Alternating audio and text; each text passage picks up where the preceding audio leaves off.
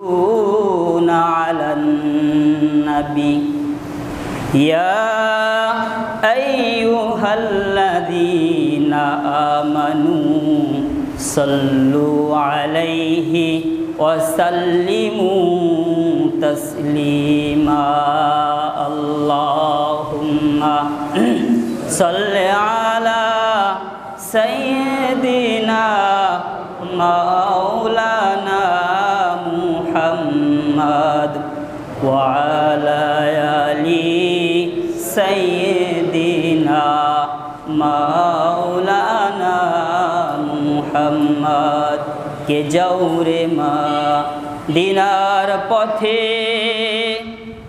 ओहे मुसाफिर अमर सलाम पहुँचे दियो दरबारे नबीजीर अल्लाहुम्मा सल्ले अला सय्यदिना मौलाना मुहम्मद व अला आलि सय्यदिना मौलाना मुहम्मद बलगल उला बिकमालिही कशफद दुजा बिजमालिही हसनत जमीउ खिसालिही सल्लु अलैहि व आलिहि। महान अल्लाह रब्बुल आलमीनेर दरबारे असंख्य अगणित शुकुर और सुजूद जेई महान मनिब आमादेरके आजकेर এই পরিস্থিতিতে ভালো রেখে একটি শুষ্ক জায়গায় সুন্দরভাবে সুন্দর মন নিয়ে থাকার তৌফিক দান করেছেন। সাথে সাথে জুমার সলাত ফরজিয়াত জুমার সলাত আদায়ের জন্য মসজিদে আসার তৌফিক দান করেছেন। এজন্য সকল অন্তর থেকে বলে আলহামদুলিল্লাহ। আপনারা সকলে ভালো আছেন তো? মনটা ভালো, তবে কিছুটা ব্যথিত, ঠিক না? যারা আমরা বর্তমানে দেখতে পেয়েছি যে 8টি জেলা পানির নিচে তলিয়ে গেছে, অনেক মানুষ, কয়েক লক্ষ মানুষ, তো তাদের জন্য অবশ্যই আমাদের হৃদয়টা কি ব্যথিত, ঠিক না? হৃদয়টা ব্যথিত, ক্ষত বিক্ষত। তো এই মুহূর্তে আমরা কি করতে পারবো তাদের জন্য? তাদের জন্য আল্লাহ তাআলার কাছে আমাদের দোয়া করতে হবে। আল্লাহ তাআলা যেন তাদেরকে অতি দ্রুত সুন্দর সুষ্ঠু ভালো একটি জীবন আবারও দান করেন।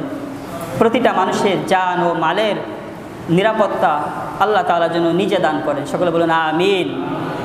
সকলে বলুন রব্বানা লাকাল হামদ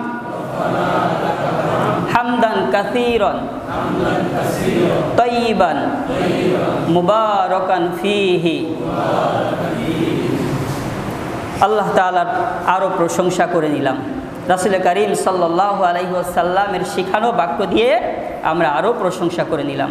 প্রিয় ভাইরা, আমি যে আয়াতে কারিমা তেলাওয়াত করেছি সূরাতুল হুজরাতের 13 নম্বর আয়াত থেকে আপনাদের সম্মুখে কথা বলবো এবং বিশ্বনবী সাল্লাল্লাহু আলাইহি ওয়াসাল্লামের অসংখ্য হাদিসে কারিমা থেকে একটি হাদিস আপনাদের সম্মুখে পেশ করেছি। আজকের আলোচনায় প্রথমত আমরা এই আয়াত ও হাদিসের আলোকে আলোচনা পেশ করব ইনশাআল্লাহ তাআলা। প্রিয় ভাইরা, আজ আমরা যদি আমাদের বাংলাদেশের দিকে তাকাই, তাহলে বাংলাদেশের দিকে তাকালে দেখা যায় যে মানুষগুলি বিভিন্নভাবে চাপে আছে, দুঃখে আছে, কষ্টে আছে, দুঃখে আছে, কষ্টে আছে। তো মানুষগুলি কিছুটা দুঃখ লাঘব করতে পেরেছে বিভিন্নভাবে। তবে বর্তমান যে পরিস্থিতি, বন্যা কবলিত যে এলাকাগুলিতে মানুষ ক্ষতিগ্রস্ত, 20 ফিট 30 ফিট পর্যন্ত পানি উপরে উঠে গেছে, ছোট ছোট বাচ্চা কান্না করছে, বাঁচবে কি বাঁচবে না অনিশ্চয়তার একটি জীবন যাপন করছে। তো আমাদের বাংলাদেশ সেনাবাহিনী বাংলাদেশের বিভিন্ন জায়গা থেকে টিম আকারে যে তাদেরকে উদ্ধার করছে, তাদেরকে বাঁচানোর চেষ্টা করছে, জীবন রক্ষার চেষ্টা করছে। আমরা হয়তো বা সেখানে যেতে পারিনি, তো আমাদের কি কোনো দায়িত্ব আছে না নাই? আমাদেরও কিছু দায়িত্ব আছে। আল্লাহ রাব্বুল আলামিন প্রতিটি মানুষকে বিবেক দান করেছেন, বুদ্ধি দান করেছেন। আল্লাহ রাব্বুল আলামিন এই বিবেক আর বুদ্ধি কেন মানুষকে, ইনসানকে দান করলেন? এজন্য দান করেছেন, হে মানুষ, তোমাদেরকে কেন আমি বুদ্ধি দিয়েছি, বিবেক দিয়েছি। প্রাণীকুলকেও বুদ্ধি বিবেক দিয়েছি, কিন্তু তাদের বুদ্ধি তোমাদের বুদ্ধির মতো নয়।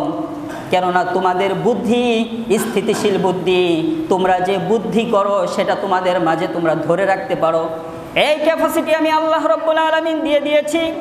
কিন্তু অন্য প্রাণী যেগুলি আছে তাদের ভেতরে বুদ্ধিটা কিছু সময়ের জন্য থাকে, আবার কিছু সময়ের জন্য ভুলে যায়। কিন্তু যারা ট্রেনিং দেয়, ট্রেনিং প্রাপ্ত প্রাণী, তাদেরকেও মনে করিয়ে দিতে হয় যে আমি তোমাকে এই কাজ শিখিয়েছিলাম। কিন্তু আমার আল্লাহ রাব্বুল আলামিন মানুষের বিবেকের মাঝে যে জ্ঞান দান করে দিয়েছেন, যে বুদ্ধি দিয়ে দিয়েছেন, এই বুদ্ধি ভুলে যাওয়ার না, মেমোরি থেকে ডিলিট হয়ে যেতে পারে, ফরম্যাট হয়ে যেতে পারে। কিন্তু মানুষ যত সময় পর্যন্ত সুস্থ আছে, ভালো আছে, তত সময় পর্যন্ত ব্রেন থেকে ডিলিট হয়ে যায় না, ঠিক কি না? আল্লাহু আকবার। আমার প্রিয় ভাইরা, জীবনের ছোট্ট সময় যখন 7 বছর বয়স অথবা 5 বছর বয়স, তখনও বড় বড় কিছু ঘটনা ঘটে যায় অনেকের জীবনে। সেই ঘটনাগুলি মৃত্যুর আগ মুহূর্তেও যদি জিজ্ঞেস করা হয়, তাহলেও দেখা যায় ওই ছোট্ট সময় ঘটে যাওয়া যে ঘটনাটা ছিল, ঠিক যেমনিভাবে বর্ণনা দিতে পেরেছে, হুবহু বয়সের শেষ প্রান্তে যাওয়ার পরেও বর্ণনা দিতে পারে, এক বিন্দু ভুলে যায়নি। তাহলে আজকে আমরা যে কথা বলতে চাচ্ছি, কথা শুনতে চাচ্ছি, সে বিষয়টা কি? সে বিষয়টা হলো যারা পানি বন্দী আছে তাদের অনেক অসুবিধা। এই অসুবিধাকে লাঘব করার জন্য আমরা কি করতে পারি? এই অসুবিধাকে লাঘব করার জন্য যারা এখান থেকে যেতে পারবে তারা তো যাবে, তারা যে তাদের উপকারে আসতে হবে, অর্থাৎ তাদেরকে উদ্ধার করতে হবে, তাদের খাবারের ব্যবস্থা করতে হবে, তাদের সুস্থতার ব্যবস্থা করতে হবে, তাদের যেভাবে করে সুন্দর একটা জীবন দেওয়া যায় সেজন্য আমাদেরকে চেষ্টা চালিয়ে যেতে হবে। কিন্তু আমরা যারা এখান থেকে যেতে পারলাম না, তারা কি করতে পারবো? তারাও একটা জিনিস করতে পারবো, সেটা হলো ওখানে যেতে হলে আর তাদের সুন্দর জীবন দিতে হলে অর্থের প্রয়োজন আছে কি আছে না? অর্থের প্রয়োজন আছে ভাই। এজন্য আজকে আলোচনার একটা বিষয় থাকবে অর্থ। আর এই অর্থটা পকেটে রেখে দেওয়ার জন্য না, আমরা যে যতটুকু অর্থ আনছি আমার আজকের প্রয়োজন ছাড়া যতটুকু অর্থ থাকবে আমরা তাদের জন্য দিব। আস-সুন্নাহ ফাউন্ডেশন থেকে বিভিন্ন জায়গায় অর্থাৎ মসজিদগুলিতে আজকে কালেকশন করবে। এই আস-সুন্নাহ ফাউন্ডেশন কালেকশন করে এদের টিম আছে বিভিন্ন জায়গায়, এই টিমের মাধ্যমে প্রধান কার্যালয়ে পাঠিয়ে দেওয়া হবে। এই প্রধান কার্যালয় থেকে এখান থেকে তাদের যে জরুরি সামগ্রী আছে সেটা তাদের কাছে দেওয়া হবে। আমরা সকলে শরীক থাকতে রাজি আছি তো ভাই? আজ আমরা যদি শরীক না থাকি, আমার টাকা আমার পয়সা কতটুকু কাজে আসবে আর কতটুকু কাজে আসবে না ইতিমধ্যে কয়েক দিনের ভেতরে আমরা দেখে ফেলেছি। দেখেছি কি দেখি নাই? 5 তারিখের পরে অনেক টাকার মালিক আছে, গায়ে জামা নাই, অনেক টাকার মালিক আছে, দাড়ি ছিল, কিন্তু এমন একটি অবস্থা হয়েছে তাকে চিনাই যায় না যে সে কি ওই ব্যক্তি কিনা। এবং দেখেছি কি দেখি নাই? প্রিয় ভাইরা, তাহলে বোঝা যায় যে দাড়িটা পর্যন্ত কেটে ফেলা হয়েছে। যখন টাকা ইনকাম করা হয়েছে, অর্জন করা হয়েছে, উপার্জন করা হয়েছে, তখন এই চিন্তা করা হয় নাই যে আমি যে টাকা উপার্জন করছি, আনছি, এটি কি বৈধভাবে আনছি নাকি অবৈধভাবে আনছি, আমি বিন্দু পরিমাণ সেটাকে ভাবিনি। হাজারো মানুষের উপরে রক্তচক্ষু দিয়ে তাদের হৃদয়ে রক্তক্ষরণ হয়েছে, দ্রব্যমূল্যের দাম বাড়িয়ে দেওয়া হয়েছে, মানুষের মাঝে ভীতি সঞ্চার করা হয়েছে, মানুষ অভাবগ্রস্ত, ভীতি সন্ত্রস্ত, অর্থ নেই, সন্তান নিয়ে কিভাবে বাঁচবে চিন্তাও করতে পারছে না। তারপরও তাদের দিল এত কঠিন দিলের অধিকারী হয়ে গেছে, বিন্দু পরিমাণ মায়ার ছলেও দ্রব্য মূল্যগুলির দাম কমায়নি। কারণ তারা জানে যে দাম কমালে তো আমাদের ফান্ড ভারী হবে না। কিন্তু ফান্ড ভারী করা গিয়েছে, ব্যাংকে টাকা রাখা হয়েছে, ব্যাংকের যে অ্যাকাউন্ট আছে মিলিয়ন বিলিয়ন টাকা দেখাতে পারে, কিন্তু তোমার টাকা তোমাকে শেষ পরিণতিতে দাড়ি রাখাইতে পারে নাই। তোমাকে পানির উপরে ভাসার জন্য যে জিনিস দরকার সেটাই তোমাকে উঠাইয়া দিছে, গাড়িতে উঠাইতে পারে নাই, বিমানে উঠতে পারো নাই, যায় উঠছো কিসে, ঠেলা গাড়িও না, এমন একটা জিনিসে উঠছো যে সেটাই তোমাকে অপর পাশে পারও করতে পারে নাই। তাহলে তোমার টাকা তোমাকে সম্মান দিতে পারেনি, তোমার টাকা তোমাকে গায়ে কাপড় রাখতে পারেনি, তোমার টাকা তোমার সন্তানের পাশে রাখতে পারেনি, তোমার টাকা তোমার পরিবারের পাশে রাখতে পারেনি, তোমার টাকা তোমাকে দেশে রাখতে পারেনি। এই দেশ থেকে লাঞ্ছিত করে তোমাকে বিদায় করে দিতে চেয়েছে, কিন্তু দেশের প্রশাসন তোমার মতো জালিমকে, অহংকারীকে, তোমার মতো প্রতারককে, ধোঁকাবাজকে, রক্ত পিপাসুকে ছেড়ে দেয়নি, তোমাকে ধরে নিয়ে এসছে। যে কারণ তুমি মানুষের রক্ত খেকুছিলে, রক্ত খেয়েছো, আজ তোমার রক্তের উপরও কিছু কি দেওয়া হবে যাতে করে তুমি বুঝতে পারো গরিবের দুঃখগুলি। তাই কে কি নাম, কার কি পথ সেটা দেখার সময় নেই। এজন্য প্রিয় ভাইরা, আমাদের প্রত্যেককে সজাগ থাকতে হবে, সতর্ক থাকতে হবে। কি সজাগ থাকতে হবে আর সতর্ক থাকতে হবে? সজাগের বিষয় হলো আল্লাহ রব্বুল আলামিন সম্মান দেওয়ার মালিক, আবার আল্লাহ রব্বুল আলামিন জিল্লতি দেওয়ার মালিক। এজন্য আল্লাহ তাআলা বলেন, ওয়া তুইজ্জু মান তাশা ওয়া তুযিল্লু মান তাশা বিয়াদিহিল খায়র। সম্মান দেওয়ার মালিক কে? আল্লাহ। সম্মান থেকে বঞ্চিত করে লাঞ্ছিত করার মালিক কে? আল্লাহ। আল্লাহ রব্বুল আলামিন কখনো কখনো সম্মান দিয়ে দেখান যে হে বান্দা, দেখো আমি আল্লাহ তোমাকে কি সম্মানে রেখেছি। সারা বাংলাদেশের কর্তৃত্ব করার যে চেয়ার, সেই চেয়ার আমি তোমাকে দিয়েছি। কিন্তু এই চেয়ারে বসে সম্মানের সাথে থেকে পরিচালনা যদি করতে পারো, ইসলাম নিয়ে যদি থাকতে পারো, কারণ এদেশের মানুষ ইসলাম প্রিয়। কি প্রিয় ভাই? ইসলাম প্রিয়। আমরা খাই আর না খাই আল্লাহকে সেজদা দিতে চাই, আমরা ভালো থাকি আর না থাকি আল্লাহকে সেজদা দিতে চাই। কেন সেজদা দিতে চাই? যে আমার জীবন, আমার হায়াত, আমার মরণ, আমার মৃত্যু সব কিছুই একমাত্র আল্লাহ রব্বুল আলামিনের জন্য, একমাত্র আল্লাহ রব্বুল আলামিনের জন্য। তাই তো আমাদের জীবনের সব কিছুর চাইতে এক আল্লাহকে বেশি ভালোবাসি, ঠিক না? সকলে চিৎকার করে বলুন আল্লাহু আকবার।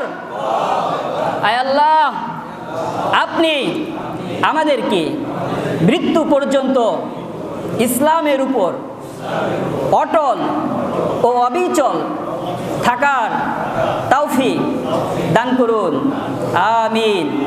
আল্লাহ তাআলার কাছে আমরা দোয়া করব।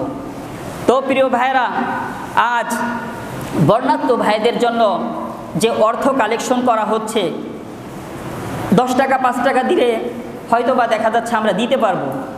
তো এতটুকু টাকা দিয়ে আমরা যতটুকু উপকার করতে পারবো, এর চাইতে যদি একটু বেশি টাকা দেই তাহলে তাদের কি হবে? একটু বেশি উপকার হবে।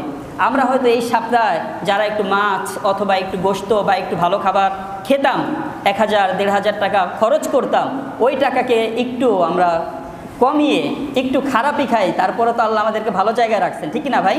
কিন্তু তারা তো খাবারও পাচ্ছে না। তো সেই জায়গা থেকে আমরা যেন বড় অংশটা একটু কালেকশনও করব, আমরা যেন কমপক্ষে 500, 1000, 2000 এমন টাকা দিয়ে আমরা যেন শরিক থাকতে পারি। সাথে সাথে যারা মানে চাকরি করি না, পকেটে টাকাও নিয়ে আসেনি, পরবর্তীতে দেওয়ার সুযোগও থাকবে, কম টাকা আছে বা বাসায়ও নেই, তারাও যেন কমপক্ষে আমরা শরিক থাকতে পারি। আল্লাহ তাআলা আমাদের তৌফিক দান করুন, সকল বলুন আমিন। এজন্য প্রিয় ভাইরা, যে কথা বলতেছিলাম যে আমরা যখন ভালো থাকবো সে সময় আল্লাহ রব্বুল আলামিনকে ডাকবো, আবার যখন খারাপ থাকবো তখন আল্লাহ রব্বুল আলামিনকে ডাকবো না, তাই তো? তখন আল্লাহকে ডাকবো, কারণ আল্লাহ রব্বুল আলামিন আমাকে বানিয়েছেন, আমাকে জীবন দিয়েছেন। কেন দিয়েছেন? আল্লাহ রব্বুল আলামিন পাখিকে বানিয়ে বলেননি, পাখিরে আমি তোকে সুন্দর করে বানিয়েছি। রব্বুল আলামিন এই জমিনকে, ভূখণ্ডকে সৃষ্টি করে আল্লাহ তাআলা বলেননি, জমিন আমি তোমাকে সুন্দর করে বানিয়েছি। পাহাড়, পর্বত, নদ নদী যা কিছু আছে কোনো কিছুর ব্যাপারেই আল্লাহ তাআলা বলেননি। কিন্তু মানুষকে সৃষ্টি করার পরে আল্লাহ তাআলা 4টি কসম খেয়ে বলেছেন যে আমি তোমাকে সুন্দর করে সৃষ্টি করেছি। এই মানুষ যখন পাখি দেখে পাখিকে বলে, পাখিরে তুমি না কতই সুন্দর, তোমাকে আমার রব কত সুন্দর করে সৃজন করেছেন, সৃষ্টি করেছেন, তোমার মিষ্টি সুরে আমি ব্যাকুল হয়ে যাই। পাখি তখন বলতে পারে না, অর্থাৎ আমাদেরকে বোঝানোর মতো ভাষা দিয়ে বলতে পারে না।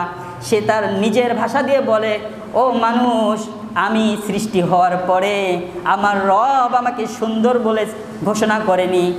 নদী, নালা, খাল-বিল কোনো কিছুকেই সুন্দর বলে আল্লাহ তাআলা ওইভাবে ঘোষণা করেননি। কিন্তু আল্লাহ পবিত্র কোরআনের মাঝে বলেন, খলাকাল ইনসানা ফি আহসানি তাকওয়িম। হে মানব সম্প্রদায়, আমি আল্লাহ তোমাদেরকে সুন্দর করে সৃজন করেছি রে বান্দা। ও বান্দি, কেন আমি তোমাদেরকে সুন্দর করে সৃজন করলাম এটা জানো নি? এটা হলো এজন্যই আমি তোমাদেরকে সৃষ্টি করেছি যে তোমার যে কপালটা আমি আল্লাহ দিয়েছি, এই কপালটা দিয়ে তুমি আমার কদমে সেজদা করবে। আল্লাহু আকবার। এজন্য আল্লাহ রব্বুল আলামিন আমাদেরকে সৃষ্টি করেছেন। কিন্তু আজ আমাদের দিকে তাকালে দেখা যায় যে আমাদের জন্য মনে হয় শুধু খাওয়া, পড়া আর আনন্দ ফুর্তির জন্য মনে হয় আমাদেরকে সৃষ্টি করা হয়েছে। আমার টাকা আছে, আরও টাকার পেছনে লেগে গেছি। আমার অর্থ আছে, আরও অর্থের পেছনে লেগে গেছি। আমার একটা বাড়ি আছে, আর একটা বাড়ি কিভাবে 12 তলা 15 তলা কমপ্লিট করা যায় সেটার পেছনে প্রতিযোগিতায় লেগে গেছি। আমার সম্মান আছে, কিভাবে মেম্বার থেকে চেয়ারম্যান থেকে এমপিতে পরিণত হওয়া যায়, এভাবে করে আমি সেই প্রতিযোগিতায় লেগে গেছি। কিন্তু গত বছরে আমার যতটুকু ইবাদত ছিল, আমি যে কয়েকটা মসজিদে আসতে পেরেছি, আমি কি তার চাইতে এবছর 24 সালে বেশি আসতে পারছি কিনা, আমি কি ইবাদত বেশি করতে পারছি কিনা, সেটা কি আমি একটা বার ভাবি? সেটা আমি একটা বার ভাবি না। এজন্য আমাকে নিজেকে 5 ওয়াক্ত নামাজ, সালাত আদায় করতে হবে। শুধু আদায় না, এই জমিনে, আল্লাহর দেওয়া জমিনে সালাত প্রতিষ্ঠা করতে হবে। এই সালাত যদি প্রতিষ্ঠা করতে চাই তাহলে কিভাবে প্রতিষ্ঠিত করব? এই প্রতিষ্ঠিত যদি করতে হয় তাহলে প্রথমত আমি এলাকার মানুষকে দিয়ে প্রতিষ্ঠিত করার চিন্তা ভাবনা বাদ দিব। সর্বপ্রথম আমার নিজের জীবনের মাঝে ইসলামকে পূর্ণভাবে ফিট করতে হবে। পরিপূর্ণভাবে ইসলাম কি করতে হবে? ফিট করতে হবে। আজ দেখা যায় যে আমরা ইসলামকে জানতে চাই, ইসলামকে বুঝতে চাই, যার কারণে আমরা অনেক বই পুস্তক পড়ি কি পড়ি না ভাই? পড়ি। শুধু ইসলামকে জানার জন্য পড়ি, কিন্তু জানার নাম কামিয়াব নয়, মানার নামই হচ্ছে কামিয়াবি। মানার নামই হচ্ছে কামিয়াবি। আমি জানি জানতে জানতে জানতে আমি এক মহাসাগরে পরিণত হয়ে গেছি, জ্ঞানের এক ভান্ডার হয়ে গেছি। কিন্তু দীর্ঘদিন জানার পরও, এত জ্ঞান থাকার পরও আজ আমার মুখে দাড়িটা আসছে না। কেউ রাগ করবেন না, কথাগুলি কিন্তু কোরআন হাদিসের জন্য বলতে হয়। অনেকে বলতে পারেন যে হুজুরকে আমাদের দিকে তাকায় দেখেই মনে হয় কথাটা বলছে। এমনটা না ভাই, আমরা কিন্তু আপনাদের শত্রু না। আজ আমাদের মুখে কি দাড়িটা আসছে না। আমার যে সন্তানটা স্কুলে যাচ্ছে, পড়ছে, অথচ সে নামাজ পড়ছে না, সেই খোঁজ আমি নিচ্ছি ভাই, সেই খোঁজ আমি নিচ্ছি না। অতএব ইসলাম হচ্ছে মানার নাম, জানার নাম হলো পরিষ্কার হওয়া, আর পরিষ্কার হওয়ার পরে নিজের জীবনে ফিট করা, ইসলামের রঙে নিজেকে রঙিন করা। যদি রঙিন করতে পারি তাহলে আমরা সফল কাম হয়ে যেতে পারবো, নতবা সফল কাম হতে পারবো না। এজন্য আমরা রাজি আছি তো ইনশাআল্লাহ ইসলামকে পরিপূর্ণভাবে পালন করার জন্য? আমি যে আয়াতে কারিমা তেলাওয়াত করেছিলাম, মহান আল্লাহ রব্বুল আলামিন সূরাতুল হুজুরাতের 13 নম্বর আয়াতের মাঝে বলে দিলেন, ইয়া আইয়ুহান নাস। আল্লাহ তাআলা বলতেছেন, হে মানব সম্প্রদায়, ইন্না খলাকনাকুম মিন যাকারিন ওয়া উনসা, আমি তোমাদেরকে একজন পুরুষ ও একজন নারী থেকে সৃজন করেছি, সৃষ্টি করেছি। হে মানব সম্প্রদায়, আমি তোমাদেরকে একজন পুরুষ ও একজন নারী থেকে সৃষ্টি করেছি। কেন করেছি? ওয়াজআলনাকুম শুউবাও ওয়া ক্বাবাইলা লিতাআরাফু, অতঃপর আমি তোমাদেরকে জাতি ও গোত্রে পরিণত করেছি। কেন করেছি? যাতে করে তোমরা পরিচিত হতে পারো, একে অপরের সাথে পরিচয় অর্জন করতে পারো। এজন্যই আমি আল্লাহ তোমাদেরকে জাতিতে জাতিতে, গোত্রে গোত্রে, গোষ্ঠীতে গোষ্ঠীতে পরিণত করেছি। আমরা বলতে পারি আমি অমুক বংশের, আমি মুসলিম, আমি হিন্দু, আমি খ্রিস্টান। এই যে এদের পরিচয়, এই পরিচয়ের জন্য আমি আল্লাহ তোমাদেরকে বানিয়েছি। কিন্তু এখানে আরেকটা কথা আছে, তাফসিরের ভেতর আসছে যে প্রথমত আল্লাহ তাআলা যখন কোনো শিশুকে বানান, তো সেই শিশু হিন্দু হয়ে, খ্রিস্টান হয়ে জন্মগ্রহণ করেন না, ওকে আল্লাহ মুসলমান করেই পাঠান। কিন্তু ওর বাবা মা ওকে কি বানান? যে যে ধর্মের, সেই ধর্মের অনুসারী করেন। তো আল্লাহ তাআলা বললেন, আমি জাতিতে জাতিতে, গোত্রে গোত্রে তোমাদেরকে সৃজন করেছি, পরিণত করেছি। কেন করেছি? ইন্না আকরামাকুম ইনদাল্লাহি আতকাকুম, আল্লাহ বলেন নিশ্চয়ই আল্লাহ তাআলার কাছে সর্বাধিক মর্যাদা সম্পন্ন ব্যক্তি হচ্ছে ওই ব্যক্তি, যে ব্যক্তি আল্লাহ তাআলাকে বেশি ভয় করে। কাকে বেশি ভয় করে? আল্লাহ রাব্বুল আলামিনকে বেশি ভয় করে। আল্লাহ বললেন, আমি মানব সম্প্রদায় বানালাম জাতিতে জাতিতে, গোত্রে গোত্রে। এভাবে কেন বানালাম? পরিচয় অর্জন করার জন্য। তবে খুব ভালো করে বুঝে রাখো, পরিচয় অর্জন করানোর জন্য বানিয়েছি, ঠিক আছে, কিন্তু তার মাঝে সবচাইতে মর্যাদা সম্পন্ন ব্যক্তি, আল্লাহ তাআলার কাছে বেশি প্রিয় ব্যক্তি কোন ব্যক্তি? যে ব্যক্তি আল্লাহ রাব্বুল আলামিনকে সবচাইতে বেশি ভয় করে, ওই ব্যক্তি আল্লাহ তাআলার কাছে সবচেয়ে বেশি প্রিয়। এরপরে আল্লাহ রাব্বুল আলামিন বলেন, ইন্নাল্লাহা আলিমুন খবীর। আল্লাহ তাআলা বলছেন, অবশ্যই আল্লাহ তাআলা সব কিছু জানেন এবং সব কিছুর খবর রাখেন। হে বান্দা, আমি যে তোমাদেরকে জাতিতে জাতিতে, গোত্রে গোত্রে এবং বংশে বংশে তোমাদেরকে যে সৃজন করলাম, তার মাঝে যে আমি আল্লাহকে সবচাইতে বেশি ভয় করে, সেই আল্লাহ তাআলার কাছে বেশি প্রিয় ও সম্মানের। তবে জেনে রাখো, আল্লাহ তাআলা ক্ষুদ্র থেকে ক্ষুদ্র, ছোট থেকে ছোট সব বিষয় আল্লাহ রাব্বুল আলামিন জানেন। এমন কোনো বিষয় নেই, এমন কোনো কিছু নেই যে আল্লাহ রাব্বুল আলামিন সেটা তোমার ব্যাপারে জানেন না। গাফেল, সেটা আল্লাহ তাআলা জানেন না, এটা তুমি মনে করো না। এটা যদি মনে করো তাহলে হবে কি? বোকা আমি। এজন্য আমাদেরকে যদি আল্লাহ রাব্বুল আলামিনের কাছে সম্মানিত হতে হয়, সব কিছুকে ছেড়ে দিয়ে একমাত্র আমার রব আল্লাহকে বেশি বেশি ভয় করতে হবে। আর বেশি বেশি ভয় করে ঘরের কোনায় জড়সড় হয়ে বসে থাকলে হবে না।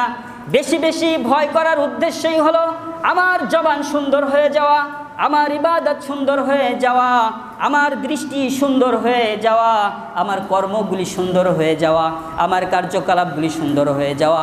কেমন সুন্দর হয়ে যাওয়া?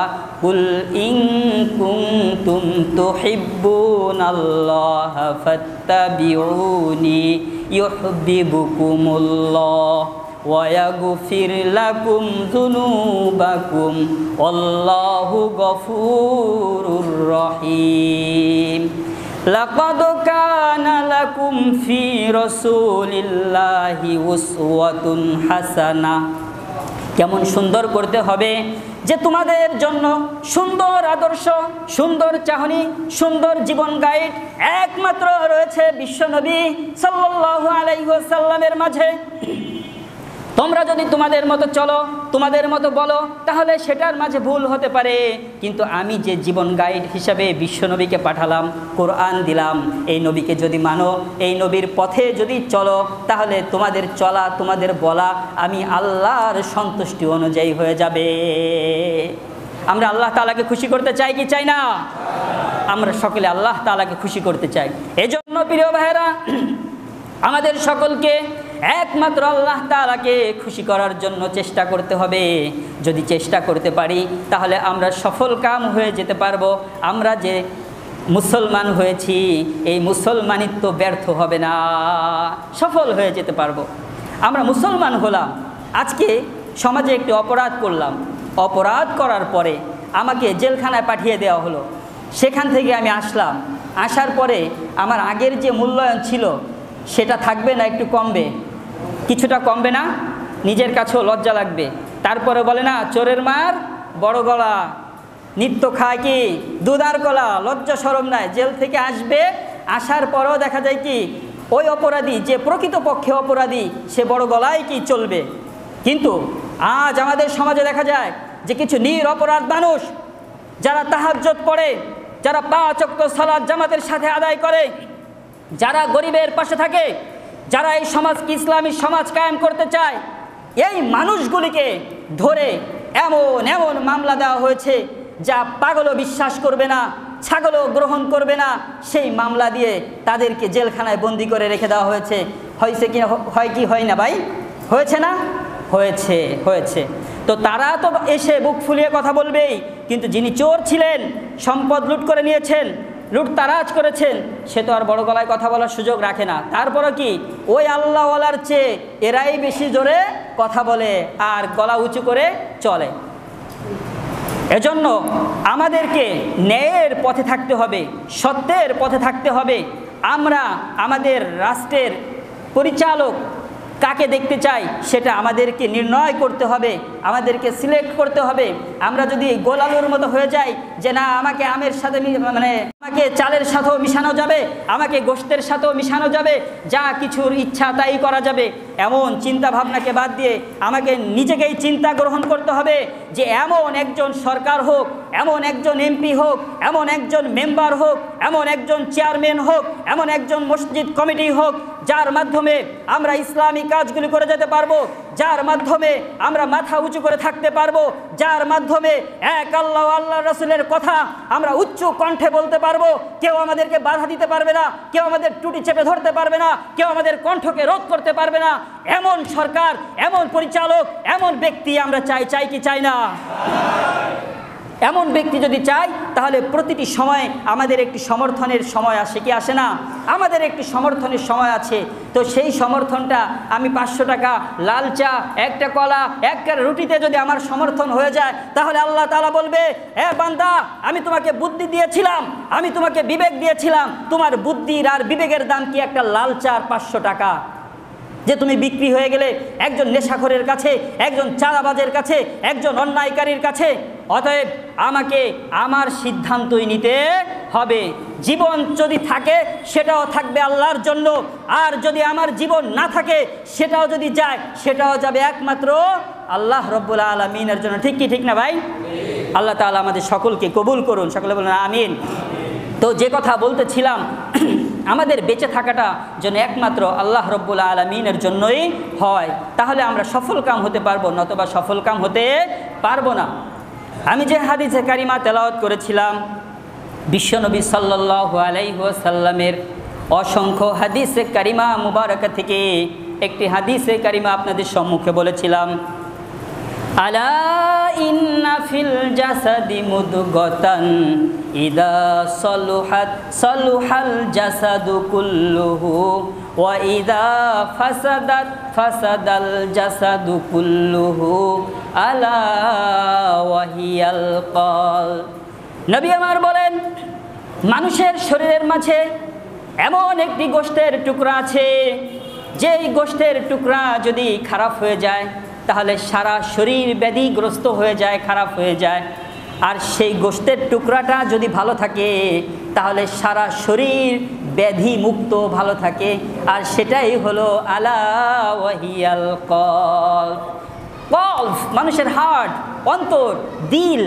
যে দিল আমাদেরকে বুঝার শক্তি দান করে, আমাদেরকে চিনার শক্তি দান করে, আমাদেরকে চলার শক্তি দান করে, ওই দিলকে আমরা যদি পচা খাবার খেয়ে একজনের 500 টাকা পেয়ে খারাপ জায়গা ব্যয় করি, তাহলে আল্লাহ তাআলা বলবে, বান্দা আমি তোমাকে যে দিল দিয়েছিলাম সেই দিল তো তুমি কালিময় করে ফেলেছ। আমাদের মোবাইল আছে, মোবাইলের মেন জিনিসটা হচ্ছে স্ক্রিন। স্ক্রিন না ভাই? স্ক্রিনটা যদি ভালো থাকে আমরা দেখতে পাই ভেতরে কি কি আছে, সেগুলি কি দেখা সম্ভব, নতবা কি হয়ে যায়? অন্ধকার হয়ে যায়। ঠিক তেমনিভাবে একজন মুমিন, একজন মুসলমানের অন্তর, হার্ট, কলব, এটা যদি পরিষ্কার থাকে, সে যদি পরিষ্কার খাবার খায়, বৈধ খাবার খায়, অন্যায় খাবার যদি না খায়, হালাল খাবার খায়, হারাম থেকে যদি বেঁচে থাকে, তাহলে এই ব্যক্তির কলব থাকবে পরিষ্কার পরিচ্ছন্ন, স্বচ্ছ কলব থাকবে। আর এই স্বচ্ছ কলব দ্বারা সে আল্লাহকে চিনতে পারবে, রাসূলকে চিনতে পারবে, সে ইসলামকে বুঝতে পারবে, কোরআন বুঝতে পারবে, সমাজ বুঝতে পারবে।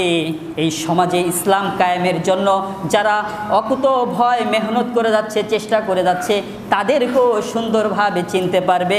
আর যে দিল মরে গিয়েছে, যে দিলের মাঝে আলো নেই, অন্ধকার হয়ে গিয়েছে, ওই দিল ইসলাম শুধু খালি জানবে কিন্তু বুঝবে না, সেই দিল মসজিদ দেখবে কিন্তু ঢুকবে না, সেই দিলে কোরআন থাকবে কিন্তু কোরআনের আলো থাকবে না। এজন্য আমাদের প্রত্যেকের দিলকে যদি আমরা সুন্দর করতে চাই, যদি আমরা বিউটিফাই করতে চাই, তাহলে এই কোরআন আর সুন্নাহ দ্বারা আমাদের দিলকে যতটা সুন্দর করতে পারবো, অন্য কোনো কিছু দিয়েই আমাদের দিলকে ততটা সৌন্দর্যমণ্ডিত করতে পারবো না, করতে পারবো না। এজন্য ভাইরা আমার, আমাদের দিলকে শুধুমাত্র আল্লাহ রব্বুল আলামিনের জন্যই ফিট করতে হবে। যদি আমরা আল্লাহ রব্বুল আলামিনের জন্য ফিট করতে পারি, তাহলে দুনিয়াতেও আমরা সফলকাম হয়ে যাব, আর আখিরাতের জীবনেও আমরা সফলকাম হয়ে যাব। এই দুনিয়াতে যারা সফলকাম হতে পারবে না, গরিব থাকলো, সফলকাম হতে পারলো না, অর্থাৎ অর্থের দিক দিয়ে সে সর্বোচ্চ পর্যায়ে পৌঁছতে পারলো না, আবার নামাজও পড়লো না, এই ব্যক্তিটা দুনিয়াতেও ক্ষতিগ্রস্ত হলো, আখেরাতেও কি হলো? ক্ষতিগ্রস্ত হলো। একজন তো অর্থের মালিক আছে, তো সে নামাজ পড়ছে না, তারপরও দুনিয়ার জীবন কিন্তু আমাদের দৃষ্টিতে সুখময়ভাবে কেটে যাচ্ছে। যে সে ভালো পোশাক পরতে পারছে, খেতে পারছে, চলতে পারছে, আর যে লোকটা রিক্সা চালাচ্ছে অথবা দরিদ্র, সে তার মতো পড়তেও পারে না, খেতেও পারে না, চলতেও পারে না, আবার নামাজটাও পড়ে না। কিন্তু নামাজ যদি না পড়া হয়, তাহলে আল্লাহর কি এতই ঠেকা লাগছে যে আল্লাহ জান্নাত দিয়ে দিবে? কথাটা এইভাবেই বলতে হয়। জান্নাত তো আমাদেরকে চেয়ে নিতে হবে, অর্জন করে নিতে হবে। আল্লাহ জান্নাতের জন্য, আমার জন্য একটি জায়গা বরাদ্দ করে রেখেছেন। প্রতিটি ঈমানদারের জন্য জান্নাতের জায়গা বরাদ্দ থাকবে। ওই জান্নাতের জায়গায় বিল্ডিং করা, ওই জান্নাতের জায়গা সুন্দর করা, ওই জান্নাতের জায়গায় নহর করা, ওই জান্নাতের জায়গায় ঝর্ণা করা, ওই জান্নাতের জায়গায় ফলের বাগান করা, এটা হবে সম্পূর্ণভাবে তার আমলের উপরে। কিসের উপরে ভাই? তার আমলের উপরে। যার আমল যত সুন্দর হবে, যার ইবাদত যত সুন্দর হবে, কোরআন ভিত্তিক হবে, সুন্নাহ ভিত্তিক হবে, তার জীবন দুনিয়াতেও ততটা সুন্দর হবে, আর আখেরাতেও তার চাইতে বেশি সুন্দর হয়ে যাবে। কেন আখেরাতে সুন্দর হবে? আল্লাহ রব্বুল আলামিন যেই জীবন দান করেছেন, এই জীবন দুনিয়াতে চলার ক্ষেত্রে কখনো ক্ষতিগ্রস্ত হয়েছে, কখনো বিঘ্নতায় পড়েছে, কখনো ভয়ে পড়েছে, কখনো আতঙ্কে পড়েছে। আল্লাহ রব্বুল আলামিন বলবেন, বান্দা দুনিয়াতে তুমি হয়তোবা ক্ষতিগ্রস্ত ছিলে, বিপদগ্রস্ত ছিলে, নামাজ পড়তে গেলেও কখনো ভয় পেয়েছো, আতঙ্কিত হয়েছো। ইসলামের অনেক বিধান আছে, যেই বিধান পালন করতে যে তোমার জীবন দিতে হয়েছে, তুমি ক্ষতিগ্রস্ত হয়েছ, আজ তোমার অঙ্গহানি হয়েছে। বান্দা, আমি আল্লাহর কাছে আজকে আর তোমার কোনো ভয় নেই। আমি আল্লাহ তোমাকে সর্বোচ্চ সম্মান দিয়ে জান্নাতের মালিক বানিয়ে দিলাম। আমরা সেই জান্নাত চাই তো? সেই জান্নাত যদি আমরা চাই, তাহলে আমাদের প্রত্যেককেই আমাদের প্রত্যেককেই চিন্তাশীল হতে হবে। আমি মসজিদে জামাতে নামাজ পড়তে পারিনি, আমার নামাজ যেন ছুটে না যায়, আমি বাসায় পড়ে নিব। আমি রাস্তায় আছি পড়ে নিব, আমি একা একা আছি সেখানে পড়ে নিব। আমার নামাজ যেন আমার জীবন থেকে ছুটে না যায়। ইনশাআল্লাহ এই প্রতিজ্ঞা আমরা করতে পারি তো ভাই? এই প্রতিজ্ঞা আমাদের সকলকে করতে হবে।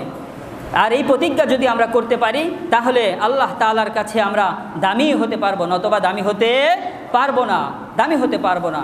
তো আমাদের দিলের খবর আমাদের রাখতে হবে যে আমার দিল, আমার অন্তর এটা কি ঠিক আছে নাকি নাই। এই দিল যদি গান শুনতে চায়, এই দিল যদি অপরাধ করতে চায়, এই দিল যদি অন্যের জমিকে গ্রাস করে খেতে চায়, এই দিল যদি অন্যের সম্পদকে গ্রাস করে নিতে চায়, বুঝতে হবে এই দিল কি সুস্থ দিল নয়, এই দিল হয়ে গেছে কালোময় মৃত দিল হয়ে গেছে। এই কালোময় মৃত দিল দিয়ে কি সামনে অগ্রসর হওয়া সম্ভব হবে না। এজন্য আমাদের প্রত্যেকের জায়গা থেকে দিল পরিষ্কারের চেষ্টা করতে হবে যে আমি ইসলামের দাওয়াত দেওয়ার আগে আজকে থেকে আমি নিজে ঠিক করব। অন্যের ত্রুটি ধরার আগে আমার জীবনে কতগুলি ভুল আছে, আমার জীবনে কতগুলি ত্রুটি আছে, আমি নিজেই চিন্তা করব। যদি আমি নিজে আলোচনা করতে পারি, আমার চরিত্র নিয়ে, আমার স্বভাব নিয়ে যদি আমি নিজে আলোচনা করতে পারি, তাহলে সংশোধন হওয়া কি ভাই সম্ভব, নতুবা সম্ভব নয়। আজ দেখা যায় একজন চুরি করার পরে 10 জন তার দিকে আঙ্গুল দিয়ে বলে তুমি চোর, তুমি চুরি করেছ, তুমি অপরাধ করেছ, কিন্তু বাকি আঙ্গুলগুলি নিজের দিকে বলে তুমি কতটুকু সাধু আছো একটু চিন্তা করে দেখে নাও। আমরা একজনকে চোর বলছি, অপরাধী বলছি, কিন্তু আমি নিজে একটু যে চিন্তাশীল হয়ে চিন্তা করব যে জীবনের এতটা বছর পার হয়ে গেল, আমি আসলে কতটুকু শুদ্ধ জীবন গঠন করতে পেরেছি। শুদ্ধ জীবনের মাঝে আমি আল্লাহ তাআলার ইবাদত তো বাদই দিয়েছি, বাকি সাধারণ সামাজিক যে নিয়মগুলি, মানুষের হক, হুকুকুল ইবাদ যেটাকে বলা হয়, এই বান্দার হক কতটুকু আদায় করছি আর কতটুকু খর্ব করছি, এটা যদি আমি চিন্তা করি তাহলে দেখা যাবে আমার জবানে আমি মানুষকে কষ্ট দিচ্ছি, আমি আমার হাত দ্বারা মানুষকে কষ্ট দিচ্ছি, আমি আমার চলা দ্বারা মানুষকে কষ্ট দিচ্ছি, তাহলে আমাকে কে সংশোধন করবে? আবার যদি কোনো ব্যক্তি বলে ভাই আপনি তো অমুকের জমিটা দখল করলেন বা অত্যাচার করলেন, তখন আমি তার দিকে তেড়ে যাই কি যাই না ভাই? তেড়ে যাই। ওই ভাই কিন্তু আমার মুসলমান ভাই, উনি চেয়েছেন আমার জীবন সংশোধন হোক, আমার জীবন উন্নত হোক, আমার জীবনটা জান্নাতি একটি জীবন হোক, তাই আমাকে ভুলটা ধরিয়ে দিয়েছেন। যার কারণে আমি কি করি, তাকেও আমি শত্রু মনে করে নেই। এজন্য আগে আমাদের নিজেদের চরিত্রের দিকে তাকানো যে আমার চরিত্র কতটুকু ঠিক আছে, আমার জীবন কতটুকু ঠিক আছে। যদি আমার চরিত্র, যদি আমার জীবন, যদি আমার সব কিছু একমাত্র আল্লাহ রব্বুল আলামিনের জন্য করতে পারি, ঠিক করতে পারি, তাহলে অন্য কোনো ব্যক্তির বলতে হবে না যে ভাই আপনি অপরাধী। আমি নিজে সকল অপরাধগুলিকে ছেড়ে দিয়ে আমি একাই আল্লাহ তাআলার কাছে তওবা করে রোনাজারি করব। ও মালিক, জীবনের এতটা বছর আমি তোমাকে চিনতে পারিনি, ভুল করে ফেলেছি, তাই বিভিন্ন অন্যায়ের সাথে লিপ্ত হয়েছি গো মালিক। আজ আমি তোমাকে যেহেতু চিনতে পেরেছি, আমি আর আমার জীবন থেকে এমন ভুল সংগঠিত করব না, হবে না। আমি তওবা করছি, তোমার কাছে ক্ষমা চাচ্ছি।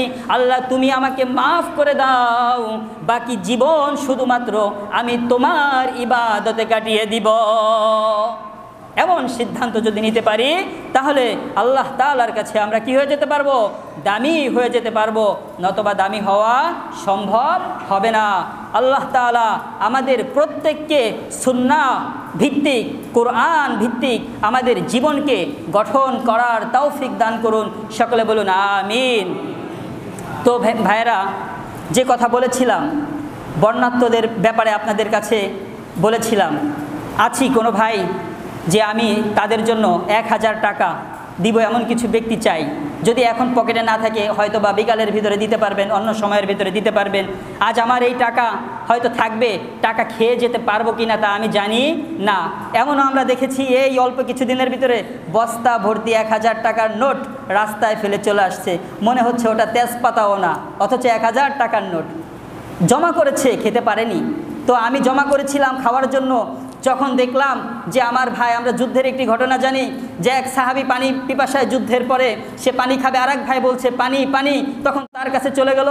এভাবে আরেকজন বলছে পানি পানি, তার কাছে চলে গেল যে না আমি খাবো না, তার কাছে দিয়ে দাও।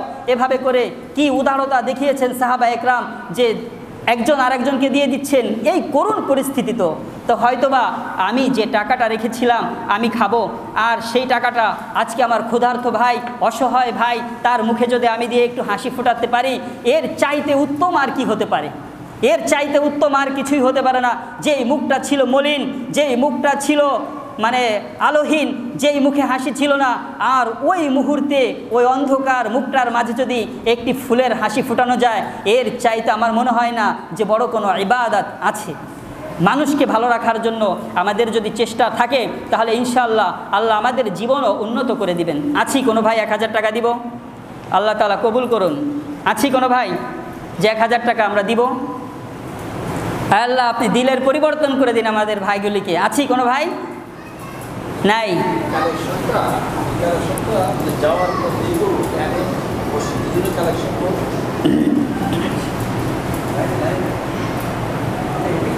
কি করব?